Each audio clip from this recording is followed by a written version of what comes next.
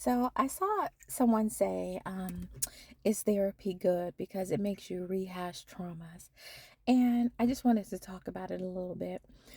Um, you have to rehash the trauma at least the one time. And you have to do that because there's something that you need to learn from it. It could be what flags you missed, what to do, what not to do in the future. It could be something, it could even be that you did nothing wrong to cause that trauma and you were not to blame. That could be what you learned from it. Sometimes that's the case. You did nothing wrong, but it still happened, but you are not to blame. And that's your takeaway. So in every trauma in our life, there's something to be learned and something to take away from it.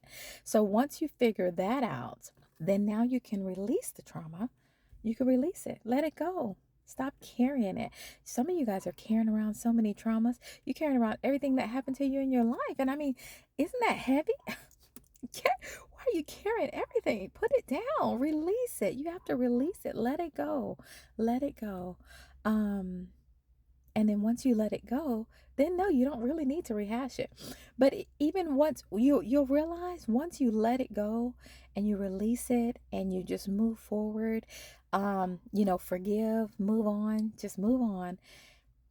It'll be like sometimes, like even when I'm telling stories about stuff that's happened to me in the past, it's like it's not my story. It's kind of like it did happen to me, but I'm not telling it. I don't when I when I'm telling the story, I don't feel those emotions and I don't feel those things anymore. It's like I something I read or something I heard, but it's not. It's something I actually went through, but the emotional part is not connected anymore because I released it. I released it. And so now I can tell the story and it kind of feels like a story. Although if I really want to get my mind back into it, I can. I can get my mind and make myself go back into that place that I was actually in. But why? I release that. I let it go. And that's what you have to do. You have to release these traumas. Stop carrying them around. It's too much baggage. Baggage. Let it go. Release it.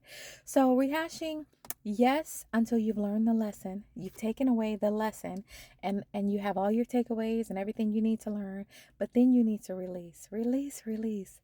Stop just rehashing without learning. What's the point of that? There's no point.